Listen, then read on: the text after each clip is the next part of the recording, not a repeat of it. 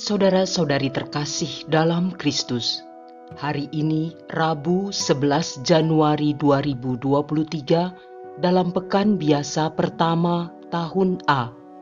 Bacaan dibawakan oleh Bernadette Reni Wayong, Mazmur dilantunkan oleh Skolastika Titi, dan renungan ditulis oleh Sandi Kusuma. Selamat menekuni Sabda Allah. Marilah mewujudkan kebaikan bersama untuk hidup dalam damai dan sejahtera.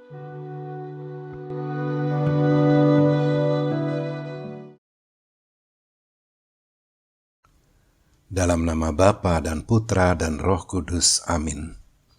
Ya Bapa, Tuhan dan Allah kami patut bersyukur kepadamu, sebab hari ini kami kembali Engkau perkenankan untuk mendengarkan sabdamu yang Engkau sampaikan melalui perantaraan Putramu, Yesus Kristus Tuhan kami. Bukakanlah hati dan pikiran kami, agar sabdamu tetap tinggal di hati kami untuk menjadi tuntunan langkah kami hari ini, sebab kami sangat merindukan boleh tinggal di dalam Kristus. Puji syukur dan pengharapan ini kami sampaikan melalui Yesus Kristus, Tuhan dan pengantara kami. Amin. Bacaan dari surat kepada orang Ibrani, bab 2, ayat 14 sampai dengan 18. Saudara-saudara, orang-orang yang dipercayakan Allah kepada Yesus adalah anak-anak dari darah dan daging. Maka Yesus juga menjadi sama dengan mereka dan mendapat bagian dalam keadaan mereka, supaya melalui kematiannya, Yesus memusnahkan dia, yakni iblis, yang berkuasa atas maut. Dan supaya dengan jalan demikian, Yesus pun membebaskan mereka yang seumur hidupnya berada dalam perhambaan karena takut akan maut. Sebab sesungguhnya bukan malaikat-malaikat yang dikasihinya, melainkan keturunan Abraham. Itulah sebabnya, dalam segala hal Yesus harus disamakan dengan saudara-saudaranya, supaya ia menjadi imam besar yang menaruh belas kasihan dan yang setia kepada Allah untuk mendamaikan dosa seluruh bangsa. Sebab oleh karena ia sendiri telah menderita karena pencobaan, maka ia dapat menolong mereka yang dicobai. Demikianlah sabda Tuhan.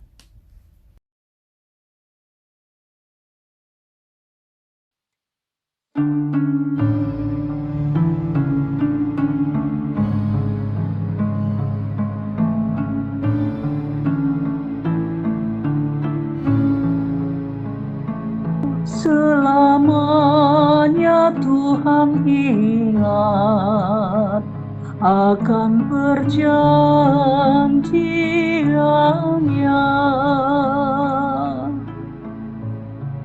Bersyukurlah kepada Tuhan, serukanlah namanya, maklumkanlah perbuatannya di antara bangsa-bangsa.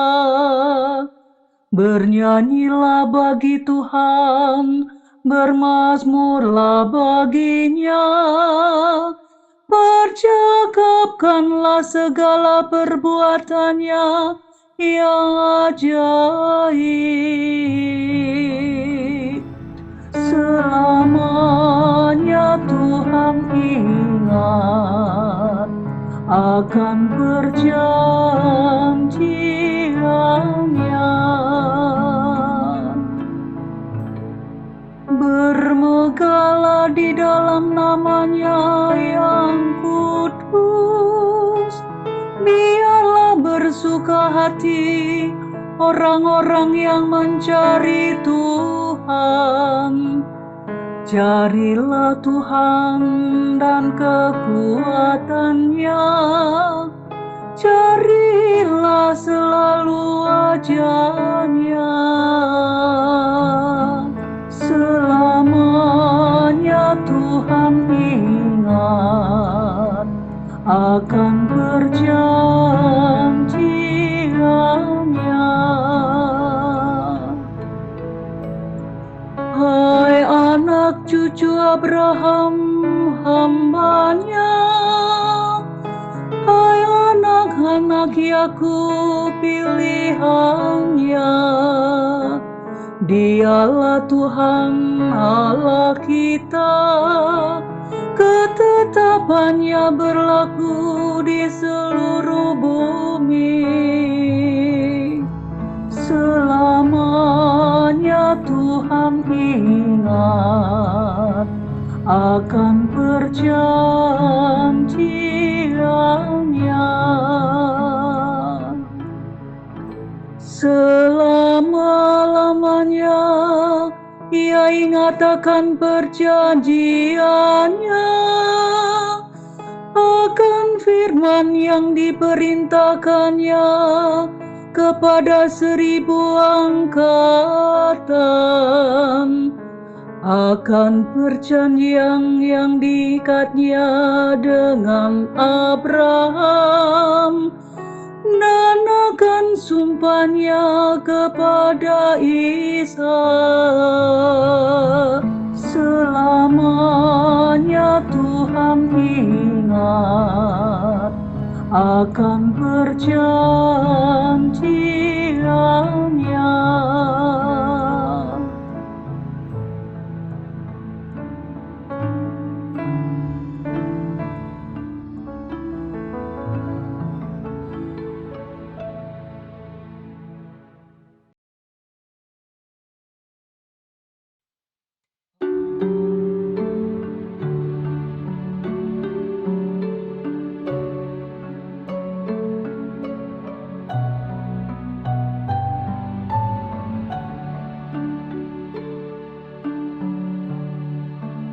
Haleluya, haleluya, haleluya, haleluya. Domba-dombaku mendengarkan suaraku, aku mengenal mereka dan mereka mengikuti aku. Haleluya, haleluya, haleluya, haleluya.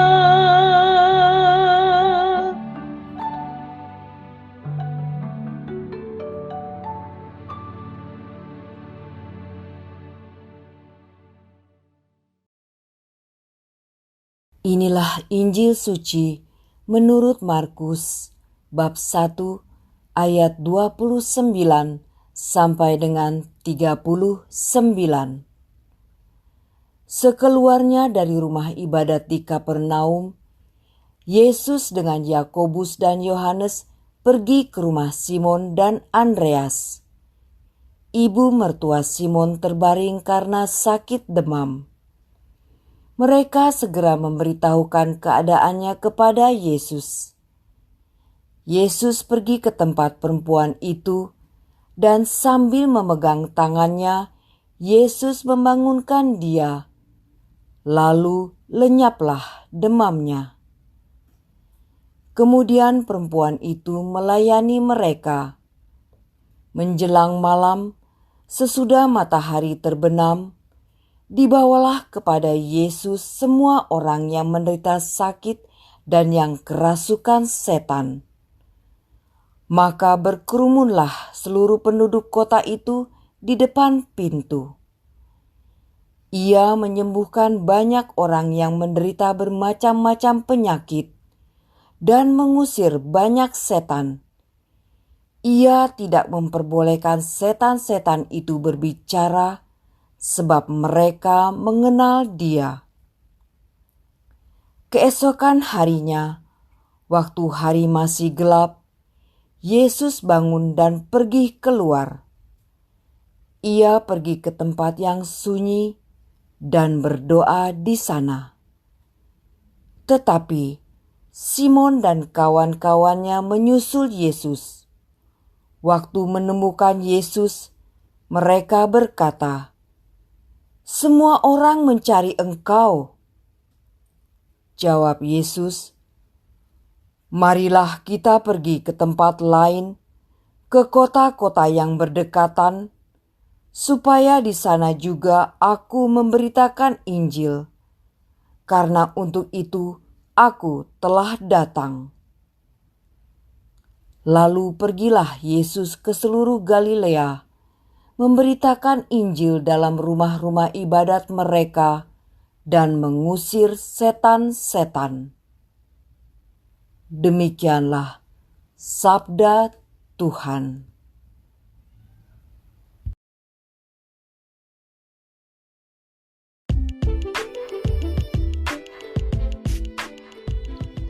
Mencari Yesus. Renungan dibawakan oleh Sandi Kusuma.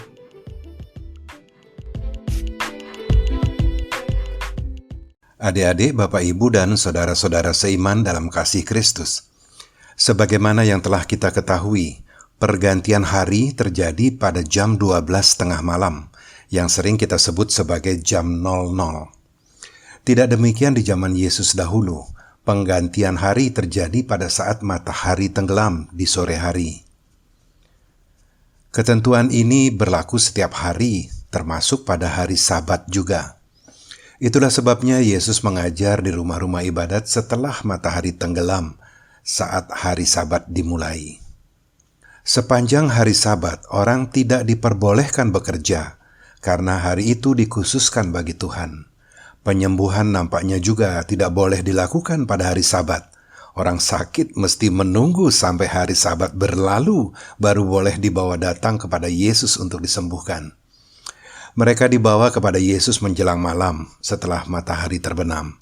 Mereka datang dari seluruh kota Kapernaum dan sekitarnya, berkerumun di depan pintu rumah Simon, membawa orang yang menderita sakit dan yang kerasukan roh jahat datang kepada Yesus untuk disembuhkan. Kita tahu Petrus itu nelayan, bukan orang kaya atau pejabat istana yang punya rumah besar dan mewah. Bisa kita bayangkan betapa crowdednya suasana di rumah Simon setelah hari Sabat berakhir. Orang-orang dengan berbagai macam penyakit berjejalan penuh sesak di rumah Simon. Tentu saja memperoleh penyembuhan bukanlah satu-satunya alasan untuk datang kepada Yesus. Orang-orang datang kepada Yesus dengan berbagai kepentingannya masing-masing. Ada yang datang untuk memperoleh kesembuhan, ada yang memang senang mendengarkan pengajarannya. Ada juga yang kepo seperti Nikodemus misalnya, yang penasaran ingin tahu bagaimana Yesus dapat mengadakan tanda-tanda mujizat jika Allah tidak menyertainya. Dan tentu ada juga orang-orang yang datang untuk maksud yang tidak baik. Misalnya untuk mencari-cari kesalahan Yesus supaya dapat dijadikan alasan untuk menghukum Yesus. Adik-adik, Bapak, Ibu, dan saudara-saudara seiman dalam kasih Kristus. Mari kita telusuri ke dalam diri kita masing-masing. Pernahkah kita mencari Yesus atau datang kepadanya karena kita tahu di mana Yesus berada? Jika pernah, adakah kita datang kepada Yesus kalau lagi ada perlunya saja? Adakah kerinduan kita untuk berjumpa dengannya? Lalu, di mana kita bisa berjumpa dengan Yesus? Apakah mesti ke Kapernaum atau ke Yerusalem? Tentu baik kalau kita berziarah ke tempat-tempat yang kita anggap mulia seperti Gua Maria atau bahkan sampai ke negeri yang jauh, Vatikan, Yerusalem, Lourdes, dan sebagainya. Juga sama baiknya kalau kita datang ke gereja untuk mengikuti perayaan Ekaristi atau untuk berdoa di ruang adorasi. Dan jangan salah, sama baiknya juga kalau kita menghadiri misa di lingkungan atau bersama-sama warga lingkungan mendaraskan doa rosario. Semuanya itu tentu baik adanya. Kita punya waktu untuk mencari Tuhan kita, Yesus Kristus, untuk berjumpa dengannya, dengan membawa harapan akan pertolongannya, atau untuk memadahkan puji syukur. Janganlah kita datang ke gereja pada hari Minggu karena malu sama tetangga misalnya. Jangan pula karena merasa sebagai suatu kewajiban. Tidak, kita mencari Tuhan bukan karena kewajiban, melainkan karena kebutuhan. Sering pula menjadi pertanyaan, misalnya, bagaimana kalau ada keterbatasan atau kendala sehingga kita tidak bisa datang untuk mencari Yesus? Katakanlah misalnya sedang opname di rumah sakit atau bed rest di rumah. Apakah kita kehilangan kesempatan untuk berjumpa dengan Yesus? Pertanyaan-pertanyaan itu boleh kita jawab dengan pertanyaan juga. Apa iya kita perlu mencari Tuhan?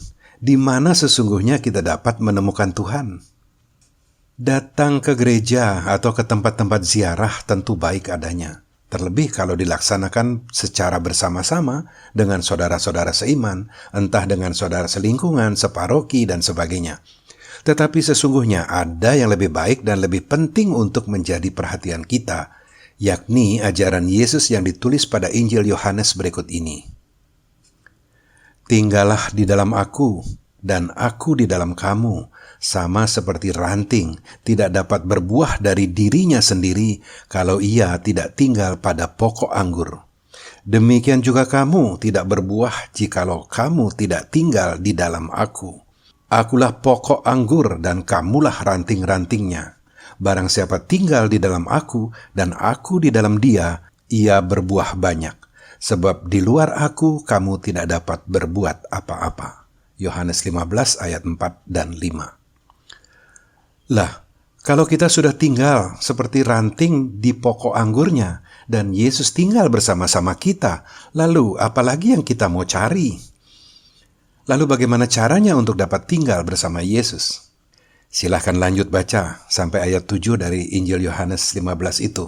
Maka kita akan menemukan jawabannya. Jikalau kamu tinggal di dalam aku dan firman-Ku tinggal di dalam kamu, mintalah apa saja yang kamu kehendaki dan kamu akan menerimanya. Ya, firman Tuhan dapat tinggal bersama kita kalau kita tekun mendengarkannya dan konsisten menjalankannya. Maka sesungguhnya Yesus Kristus sudah tinggal bersama kita. Adik-adik, Bapak, Ibu, dan saudara-saudara seiman dalam kasih Kristus, marilah kita akhiri renungan ini dengan berdoa bersama.